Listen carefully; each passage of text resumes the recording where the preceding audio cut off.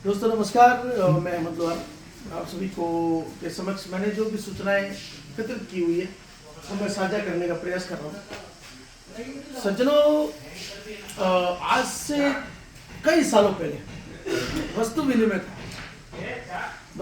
था। यानी कि वो एक प्रकार से जैसे अभी अपन करते हैं ना, अभी अपने जैसे ट्रस्ट वॉलेट है या टोकन पॉकेट, उसमें अपन क्या करते हैं, स्वैपिंग करते हैं ना, एक कॉइन से दूसरा कॉइन स्वैप करते हैं। तो पहले स्वैपिंग का जमाना था, यानी कि एक वस्तु के बदले स्वैप करके दूसरी वस्तु ली जाती है। मुर्गी के बदले कोई भेड़ ले ली या कोई और ले लिया, वस्तु विनिमय था, है ना। फिर जमाना चेंज हुआ और मुद्रा विनिमय आया। बराबर, मुद्रा विनिमय है, अनाज के बदले अनाज, और पहले वो तो चलता था, लगभग सभी को मालूम है। तो वस्तु विनिमय से दौर आया मुद्रा विनिमय का। आज હવે બોર બીજે લાઈએ પેલા બોર માં વેચવા અરે આવતે જે ગૌ લઈને જાતા છે वो ભરે નદરસ બોર દેते ગૌ लेता बोर अदरक देते ये हो गया वस्तु विनिमय। बराबर, चालू है रिकॉर्डिंग चालू है? बिल्कुल सब चालू है। अब मुद्रा विनिमय में मुद्रा आई, अलग अलग प्रकार की मुद्रा आई, वो तो अपने को सबको पता ही है। अब जितने भी मुद्रा आई, पहले राजा महाराजों के शासन में जो सेंट्रलाइज जो मुद्रा थी उसके ऊपर अथॉरिटी किसकी थी? राजा महाराजों, है ना। वो प्रचलन करते थे। तांबे की मुद्रा थी, चांदी की, सोने की, जो भी थी, तो उनके ऊपर अथॉरिटी किसकी थी? राजा। बराबर। फिर राजा महाराजा का राज गया और लोकतंत्र आया। लोकतंत्र में फिर बैंक बने, बैंकों की भी सेंट्रलाइज बैंक बनी, रिजर्व बैंक ऑफ इंडिया की स्थापना हुई।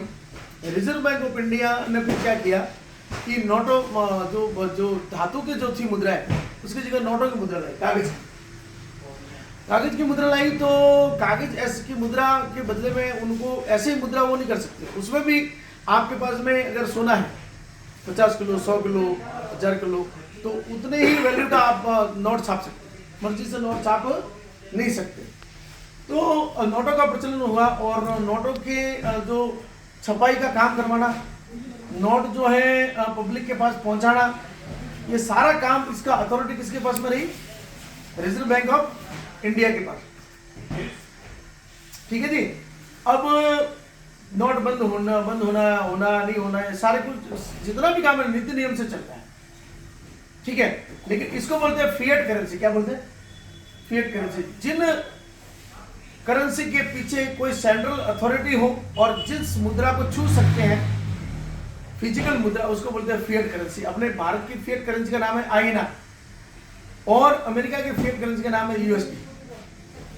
लेकिन आवश्यकता आविष्कार की जन्म नहीं है। फिएट करेंसी के बाद में अभी जो डिजिटल क्रांति आई, तो फोन पे, गूगल पे वगैरह आया, ये सब डिजिटल करेंसी है। लेकिन ये डिजिटल करेंसी भी मतलब फिएट करेंसी के बिना अधूरी। मेरे अगर अकाउंट के अंदर 1 लाख रुपए पड़ा है तो मैं फोन पे, गूगल पे, ये तो एक वॉलेट है, उसके माध्यम से मैं आंकड़ा भेजता हूँ सामने वाले के अंदर, तो वो पैसा उसके अंदर चला जाता है। बराबर।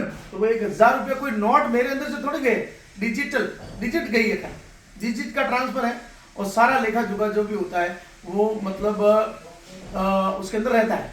लेकिन उसके पीछे भी अगर आपको गूगल पे चालू करना हो, फोन पे चालू करना हो, पेटीएम चालू करना हो, तो आप आरबीआई की अनुमति के बगैर आप ये वॉलेट क्रिएट नहीं कर सकते। बैंक अकाउंट जरूरी है। ठीक है। तो ये सारी जितनी मुद्राएं, इसको सेंट्रल बोलते हैं। सेंट्रल मुद्रा में क्या होता है, एक बहुत बड़ा लॉस क्या होता है कि उसको मतलब कभी भी बंद चालू गवर्नमेंट चाहे ऐसे कर सकती है, आपके पैसों को जब्त कर सकती है कभी भी, क्योंकि वो तो गवर्नमेंट के हाथ में ना, उसके ऊपर नीति नियम बने हुए हैं। आपका पैसा जो आपके बड़ा वो 1 नंबर का है कि 2 नंबर का, वो गवर्नमेंट को साबित कर सकती है। तो वहां पर उसके माइनस पॉइंट भी है तो प्लस पॉइंट भी है कि नहीं।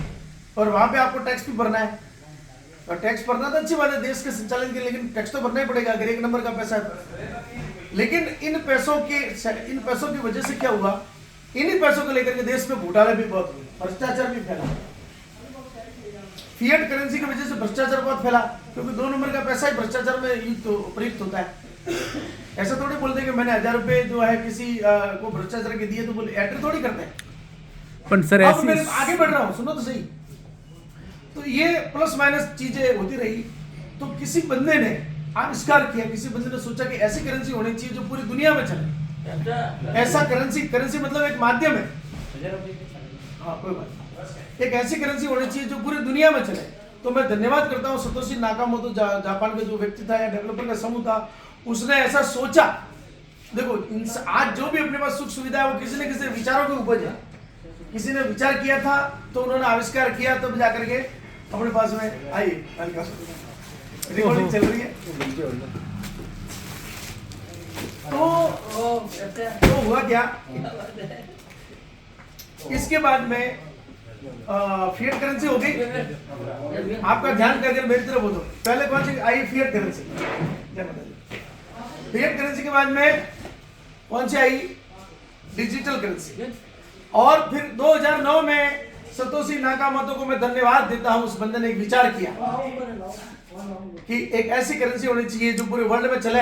तो उसने क्रिप्टोग्राफी के आधार पर क्रिप्टो करेंसी की कल्पना की और ब्लॉकचेन टेक्नोलॉजी का उसको पता था।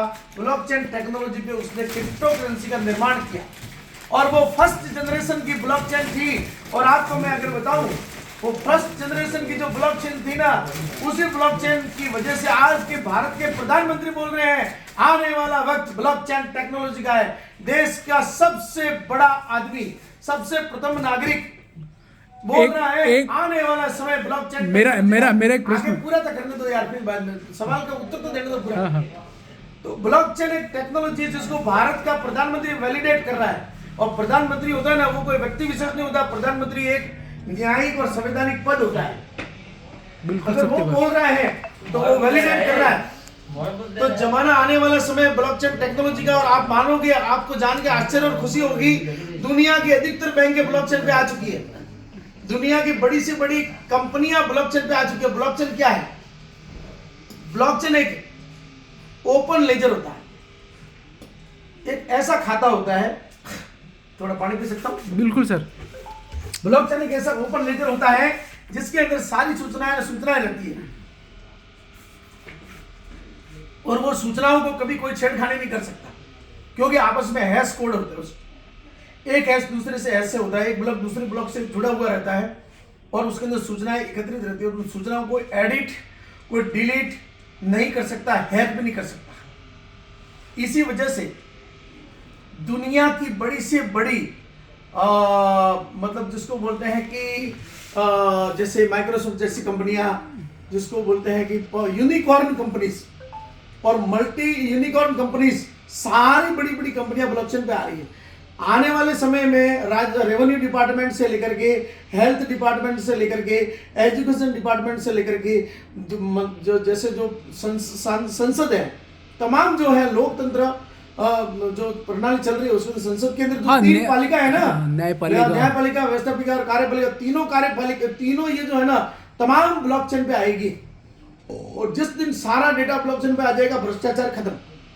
और आपको जान के हर्ष होगा कि अपनी ई मुद्रा आ रही है।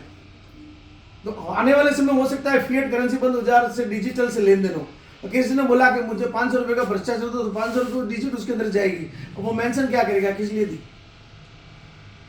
आने वाला वक्त है ना, इसी का है, समय के साथ चलना पड़ेगा। मैं धन्यवाद देता हूं सतोशी नाकामोतो को, जिसने ब्लॉकचेन के ऊपर क्रिप्टो करेंसी लाई। अब सुनो मेरी बात, वस्तु में हो जाएगा। अब सुनो तो सही। ब्लॉकचेन पे क्रिप्टो करेंसी का निर्माण होता है। क्रिप्टो करेंसी दुनिया की सबसे बेस्ट करेंसी है जो पीयर टू पीयर है। कोई इसमें सेंट्रल अथॉरिटी नहीं है, कोई छेड़खानी नहीं कर सकता, कोई हैक नहीं कर सकता। रमेश जी वेलकम, बहुत शानदार रिकॉर्डिंग। आइए रमेश जी आइए।